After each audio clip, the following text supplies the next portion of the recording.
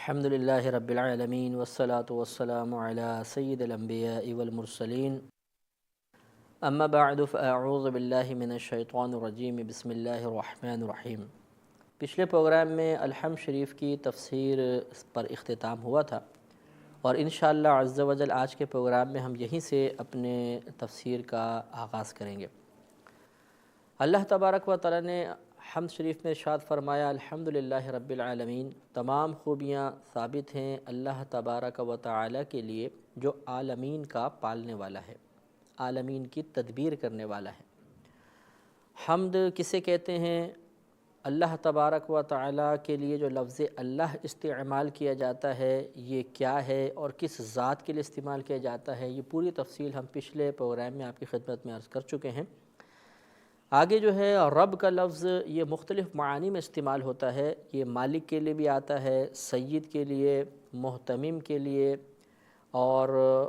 تدبیر کرنے والے کے لیے، یہ تمام معانی کے لیے استعمال کیا جاتا ہے۔ اور عالمین یہ عالم کی جمع ہے، اور عالم کا اطلاق یا عالم کا لفظ اللہ تبارک و تعالی کے علاوہ اس کائنات میں موجود جتنی بھی اشیاء ہیں ان سب کے مجموعے پر بولا جاتا ہے۔ ہر چیز ایک عالم ہے۔ اللہ تبارک و تعالی کے ما سوا کو عالم کہتے ہیں اور اس کے جمع ہے عالمین۔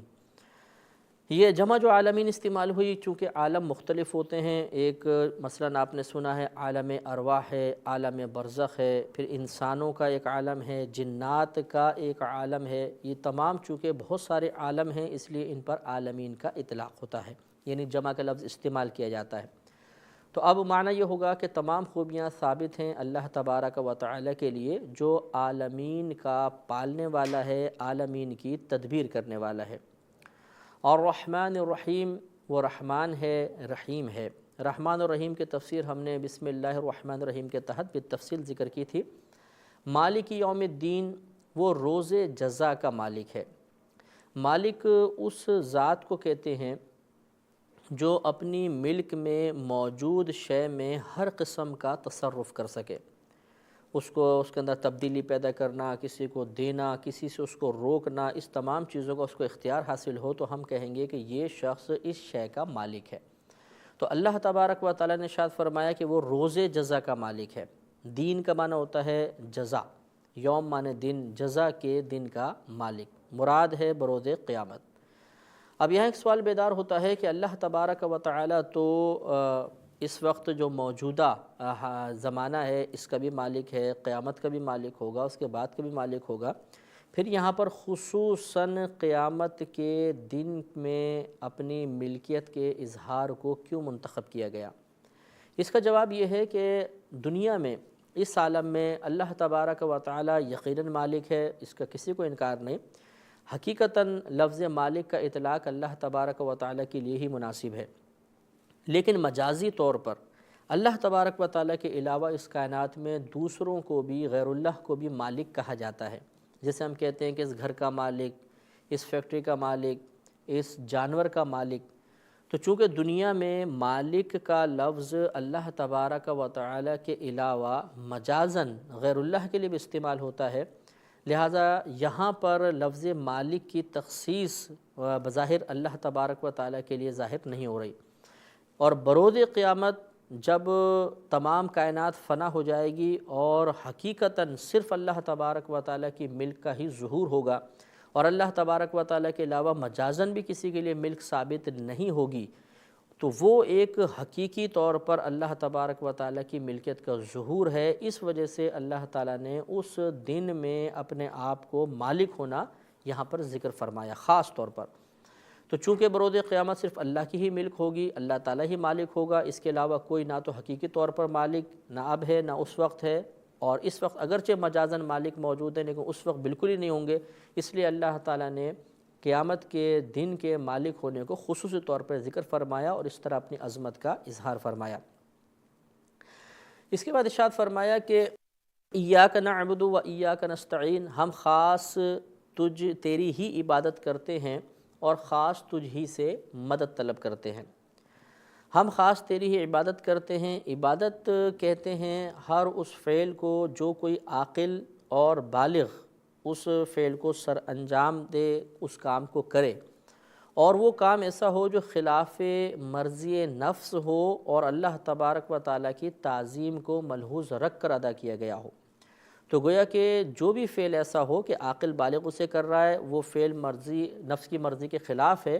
اور اللہ تبارک و تعالیٰ کی تعظیم کے ارادے کے ساتھ کیا جائے، اسے عبادت کہا جاتا ہے۔ اس حصے میں شرک کی نفی ہے کہ ہم اللہ تبارک و تعالیٰ کے علاوہ کسی کو معبود نہیں سمجھتے، خاص اللہ کی ہی عبادت کرتے ہیں۔ پھر آگے ہے ایاک نستعین، اور ہم خاص تجھ ہی سے مدد طلب کرتے ہیں۔ طلب امداد جو خصوصاً اللہ تبارک و تعالی سے کی جاتی ہے، اس سے مراد یہ ہے کہ فاعل حقیقی اور مؤثر حقیقی اللہ تبارک و تعالی کی ذات پاک ہے۔ فاعل حقیقی یا مؤثر حقیقی کا مطلب یہ ہے کہ حقیقتاً طلب امداد اللہ سے ہی کرنی چاہیے اور حقیقتاً امداد اللہ ہی کرتا ہے۔ اللہ تعالیٰ ہی پوری کائنات میں نعمت تقسیم کرتا ہے، اللہ تبارک و تعالیٰ ہی انعامات لوگوں کو دیتا ہے اور ان کے ذریعے پھر آگے تک پہنچتے ہیں۔ تو گویا کہ ہم یہاں پہ یہ اقرار کر رہے ہیں کہ اگر ہم اللہ تعالیٰ سے طلب امداد کرتے ہیں تو فاعل حقیقی سمجھ کر اللہ تعالیٰ سے طلب امداد کی جاتی ہے، لہٰذا اس مقام پر غیر اللہ سے طلب امداد کی نفی مقصود نہیں ہے۔ یہی وجہ ہے کہ آگے آیات ہم پڑھیں گے تو سورہ بقرہ میں یہ تذکرہ ہوگا، وَاسْتَعِینُوا بِالصَّبْرِ وَالصَّلَاةِ، اللہ تبارک و تعالیٰ نے ارشاد فرمایا کہ نماز اور صبر سے مدد طلب کرو۔ جس مادے سے، جن حروف سے نستعین بنا ہے، اسی سے وستعینو بھی بنا ہے، یعنی عون مادہ ہے، اور لفظ عون کا اطلاق مدد کرنے پر اور مددگار دونوں پر ہوتا ہے، یعنی اس کا معنی ہے مدد کرنا، مددگار کے لیے بھی استعمال ہوتا ہے۔ تو ہم یہاں پر کہہ رہے ہیں کہ وَإِيَّاكَ نَسْتَعِينُ، ہم خاص تجھ ہی سے مدد طلب کرتے ہیں۔ اگر اس کا معنی یہ ہو کہ ہم اللہ تعالیٰ کے علاوہ کسی سے مدد طلب نہیں کرتے اور اللہ کے علاوہ کسی اور سے مدد طلب کرنا غلط ہے،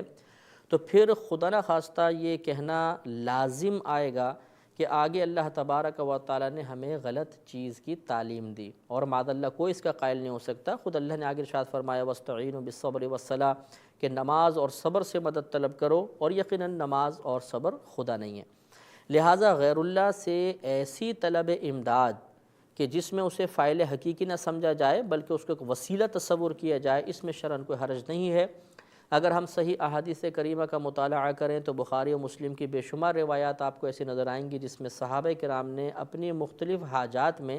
نبی کریم صلی اللہ علیہ وسلم کی بارگاہ میں التجا کی اور آپ نے ان کے لیے دعا فرمائی۔ تو یہ دعا کا طالب ہونا بھی حقیقتاً ایک طلب امداد ہے، اپنے مقصود کو حاصل کرنے کے لیے، اپنے مسائل کے حل کے لیے، اپنی حاجات کو پورا کرنے کے لیے صحابہ کرام نے بارگاہ رسالت میں درخواست پیش کی اور نبی کریم صلی اللہ علیہ وسلم نے باقاعدہ دعا کے ذریعے ان کی مدد فرمائی۔ اس سے یہ معلوم ہوا کہ یہاں پر اگرچہ ہم یہ ثابت کر رہے ہیں یا یہ ثابت ہو رہا ہے کہ ہم اللہ تعالیٰ سے ہی خاص طلب امداد کرتے ہیں، لیکن اس چیز کے ثابت ہونے سے اس بات کی نفی نہیں ہو رہی کہ غیر اللہ سے مدد مانگنا منع ہے۔ لہٰذا اگر ہم کسی سے طلب امداد کرتے ہیں، کچھ پیسے مانگتے ہیں، کسی اور کام میں مدد طلب کرتے ہیں، تو وہاں پر ہمارا نظریہ اور عقیدہ یہی ہونا چاہیے کہ حقیقتاً اس مقام پر بھی مدد کرنے والی ذات اللہ تبارک و تعالیٰ کی ہی ہے۔ یہ جو شخص ہے یا یہ جو چیز جس سے ہم طلب امداد کر رہے ہیں، یہ فقط اللہ تعالیٰ کی مدد کو ہم تک پہنچانے کا ایک وسیلہ ہے۔ اگر وسیلہ اور ذریعہ سمجھ کر ہم کسی سے مدد طلب کریں گے تو اس میں شرعاً کوئی حرج نہیں ہوگا۔ اور یہ ہر مسلمان کو اپنے ذہن میں ایک عقیدہ رکھنا چاہیے، ایک نظریہ رکھنا چاہیے، درست خیال اپنے ذہن میں یہی رکھنا چاہیے کہ طلب امداد اللہ تعالیٰ سے ہی مناسب اور اولیٰ ہے۔ اللہ تعالیٰ ہی حقیقت حاجت روا ہے، مشکل کشا ہے، وہ ہمارے معاملات کو سنوارتا ہے، ہماری حاجات کو پورا فرماتا ہے۔ اور احادیث کریمہ بھی اس قسم کے مضامین کی نشاندہی کرتی ہیں۔ ترمذی شریف صفحہ 361 پر حضرت ابن عباس رضی اللہ تعالی عنہ سے یہ مروی ہے کہ نبی کریم صلی اللہ علیہ وسلم نے ان سے ارشاد فرمایا کہ اے بیٹے، میں تمہیں چند باتوں کی تلقین کرتا ہوں، انہیں ہمیشہ یاد رکھنا۔ پھر آپ نے ارشاد فرمایا کہ اگر تم اللہ تبارک و تعالیٰ کو یاد رکھو گے تو اللہ تعالیٰ تمہاری حفاظت فرمائے گا۔ اگر تم اللہ تبارک و تعالیٰ کا ذکر کرو گے تو اللہ تعالیٰ کو تم اپنے سامنے پاؤ گے۔ اگر تم کوئی سوال کرنا چاہو تو اللہ تعالیٰ سے ہی سوال کرو، اگر مدد طلب کرنا چاہو تو اللہ تبارک و تعالیٰ سے ہی طلب امداد کرو۔ پھر ارشاد فرمایا کہ اگر پوری دنیا کے لوگ، تمام لوگ تمہیں کسی چیز کا نفع پہنچانے پر جمع ہو جائیں تو اتنا ہی نفع پہنچا سکتے ہیں جتنا اللہ تبارک و تعالی نے تمہاری قسمت میں لکھ دیا ہے، اور اگر تمام لوگ تمہیں نقصان پہنچانے پہ جمع ہو جائیں تو اتنا ہی نقصان پہنچا سکتے ہیں جتنا اللہ تبارک و تعالی نے تمہاری قسمت میں لکھا ہے۔ اس سے معلوم ہوا کہ خود نبی کریم صلی اللہ علیہ وسلم نے اللہ تبارک و تعالی سے طلب امداد کا حکم ارشاد فرمایا، لیکن چونکہ ساتھ ساتھ خود صحابہ کرام کا اپنی حاجات کے سلسلے میں دعا کی غرض سے بارگاہ رسالت میں حاضر ہونا ثابت ہے، اور ان کی اس درخواست پر آپ کا باقاعدہ دعا فرمانا اور دعا کے ذریعے اللہ تعالیٰ کی بارگاہ سے ان کو انعامات دلوانا بھی ثابت ہے۔ اس سے ثابت ہوتا ہے کہ جہاں نبی کریم صلی اللہ علیہ وسلم طلب امداد کے لیے صرف اللہ تبارک و تعالیٰ کی بارگاہ میں درخواست کرنے کی تلقین ارشاد فرما رہے ہیں، وہاں بھی مقصود یہی ہے کہ فاعل حقیقی سمجھ کر، مؤثر حقیقی سمجھ کر اللہ تبارک و تعالیٰ سے ہی طلب امداد کی جائے، اور اگر کوئی غیر اللہ سے مدد طلب کرتا ہے لیکن نظریہ یہ ہے کہ یہ صرف ایک اللہ کی بارگاہ سے انعام دلوانے کا وسیلہ ہے، حقیقتاً جو کچھ دے گا وہ اللہ تبارک و تعالیٰ ہی دے گا، وہی عطا فرمائے گا، تو اس میں پھر شرعاً کوئی حرج نہیں رہتا ہے۔ آگے ارشاد فرمایا اہدنا الصراط المستقیم صراط الذین انعمت علیہم، اے اللہ تو ہمیں سیدھا راستہ چلا، ان لوگوں کا راستہ جن پر تو نے انعام فرمایا۔ اہدی یہ اس کا معنی ہے اے اللہ تو ہمیں ہدایت عطا فرما، تو سیدھا راستہ چلا۔ یہ ہدایت لفظ سے بنا ہے، اور ہدایت کا لغوی معنی ہوتا ہے راہ دکھانا، اور اصطلاحی طور پر شرعی لحاظ سے ہدایت کا اطلاق یا ہدایت کا لفظ دو معانی کے لیے استعمال ہوتا ہے، ایک ایصال الی المطلوب، دوسرا اراءۃ الطریق۔ ایصال الی المطلوب کا مطلب ہوتا ہے کہ مطلوب اور مقصود یا منزل تک پہنچا دینا، اور اراءۃ الطریق کا معنی ہوتا ہے راستہ دکھانا۔ ان دونوں میں فرق یہ ہوتا ہے کہ منزل تک پہنچانے کے بعد گمراہی نہیں ہوتی ہے، اور اراءۃ الطریق یعنی راستہ دکھانا، اس میں گمراہی ممکن ہے۔ تو مثال کے طور پہ یوں سمجھ لیجئے کہ جیسے کوئی شخص ہم سے کہتا ہے کہ میں فلاں مقام پہ جانا چاہتا ہوں، وہ کہاں ہے؟ ہم اسے کہیں آئیے ہمارے ساتھ بیٹھیے، ہم آپ کو اس مقام تک پہنچا دیتے ہیں، اور پھر ہم اس مقام تک اس کو پہنچا دیں اور کہیں کہ یہ ہے آپ کی منزل، تو اسے کہیں گے ایصال الی المطلوب۔ اور ایک ہے کہ کسی نے آ کے ہم سے پوچھا کہ وہ فلاں جگہ کہاں ہے، میں وہاں جانا چاہتا ہوں، ہم نے کہا دیکھیے یہاں سے سیدھے جائیے گا، پھر رائٹ سائڈ مڑیے گا، پھر تھوڑا سا سیدھے چلیے گا، ایک راؤنڈ اباؤٹ آئے گا، اس سے لیفٹ سائڈ مڑ کر پھر چوتھی گلی میں آپ کی منزل ہے۔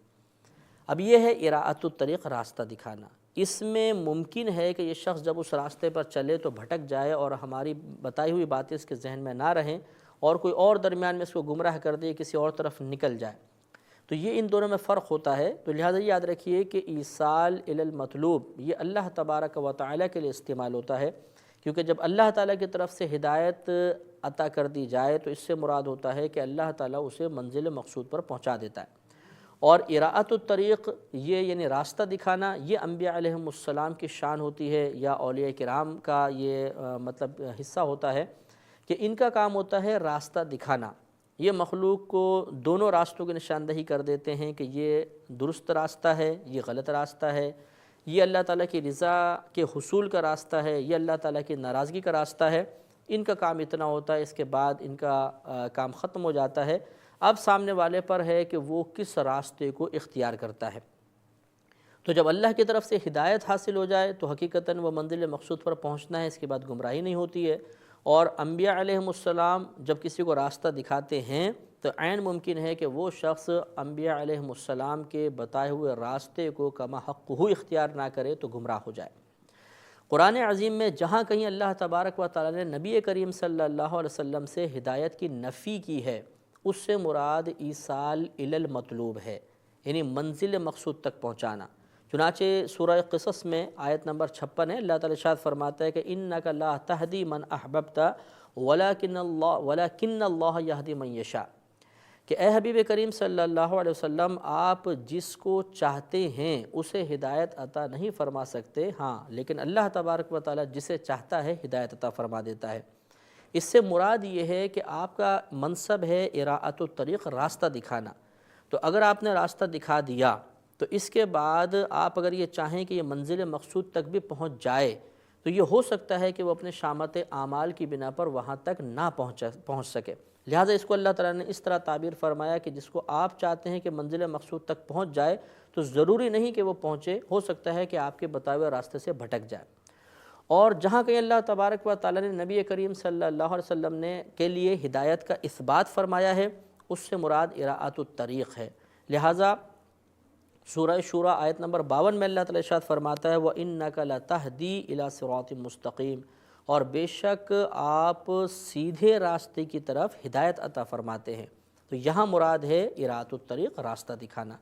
تو بس خلاصہ کلام یہ ہوگا کہ ہدایت کے دو معنی ہیں، ایک ہے منزل مقصود تک پہنچا دینا، یہ اللہ تبارک و تعالیٰ کا خاصہ ہوتا ہے، اور دوسرا ہے راستہ دکھانا، یہ انبیاء علیہ السلام اور اولیاء کرام وغیرہ کی شان ہوتی ہے۔ اور صراط مستقیم سے مراد اس کا لغوی معنی ہوتا ہے سیدھا راستہ، اور شرعی اصطلاح میں صراط مستقیم سے مراد وہ عقائد ہیں، وہ نظریات ہیں کہ جن کو اختیار کرنے کے بعد انسان اللہ تبارک و تعالیٰ کی رضا اور اخروی فلاح و کامرانی حاصل کرنے میں کامیاب ہو سکتا ہے۔ لہذا گویا کہ ہم اللہ کی بارگاہ میں عرض کر رہے ہیں کہ اہدنا الصراط المستقیم، یا رب کریم ہمیں درست عقائد تک پہنچا دے، ان پر ہمیں استقامت عطا فرما، تاکہ ہم ان انعام یافتہ بندوں کے ساتھ ہو جائیں کہ جن پر تو نے پہلے انعام نازل فرمایا ہے۔ اب یہ انعام یافتہ بندے کون ہیں؟ اللہ تبارک و تعالیٰ نے سورہ نساء آیت نمبر 69 میں ارشاد فرمایا کہ وَمَن يُطِعِ اللَّهَ وَالرَّسُولَ فَأُولَٰئِكَ مَعَ الَّذِينَ أَنْعَمَ اللَّهُ عَلَيْهِمْ مِنَ النَّبِيِّينَ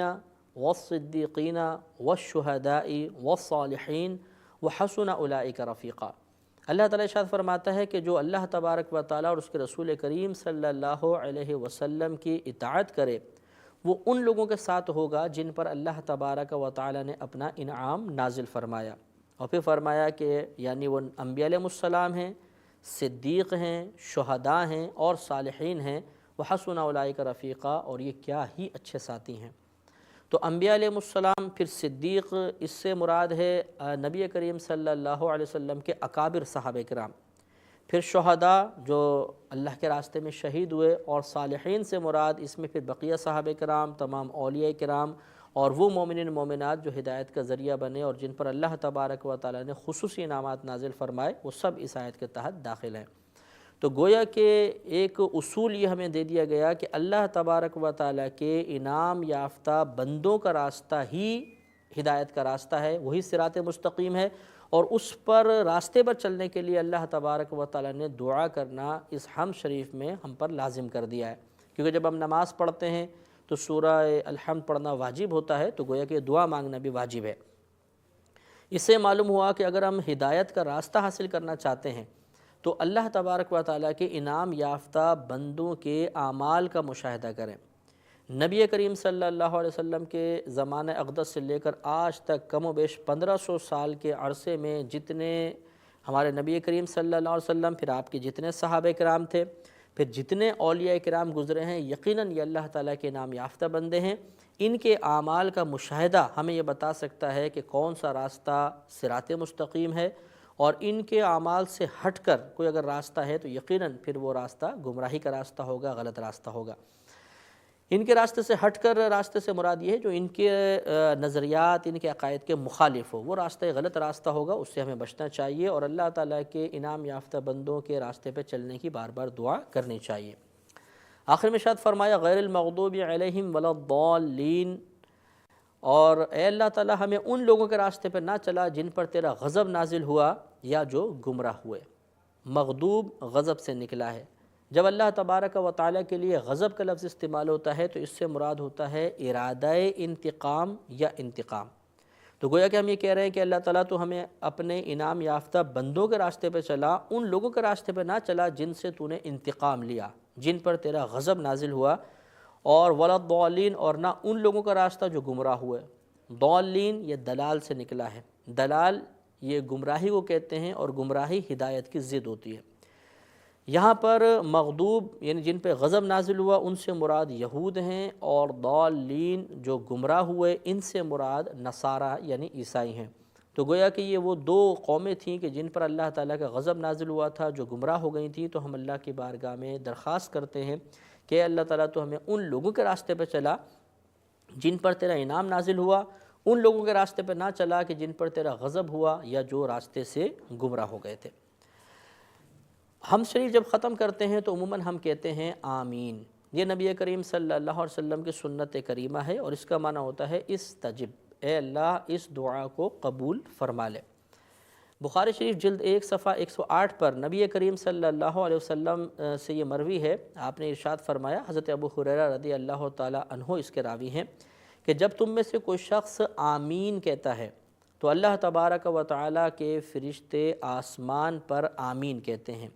جس شخص کی آمین فرشتوں کی آمین کے ساتھ ہو جاتی ہے، موافق ہو جاتی ہے، تو اللہ تبارک و تعالیٰ اس کے پچھلے تمام گناہوں کی بخشش فرما دیتا ہے۔ لہذا جب بھی الحمد شریف پڑھیں تو ہمیں آمین بھی کہنا چاہیے، سنت کریمہ ہے، ہو سکتا ہے کہ ہمارے گناہوں کی بخشش کا ذریعہ بن جائے۔ تو یہاں تک الحمد شریف کی تفسیر ہماری مکمل ہوئی۔ ہمارے اس پروگرام کا وقت تقریباً ختم ہو چکا ہے، تو انشاءاللہ کل ہم اگلے پروگرام کے ساتھ مزید آیات کی تفسیر کے ساتھ آپ کی خدمت میں حاضر ہوں گے۔ اجازت دیجیے، السلام علیکم۔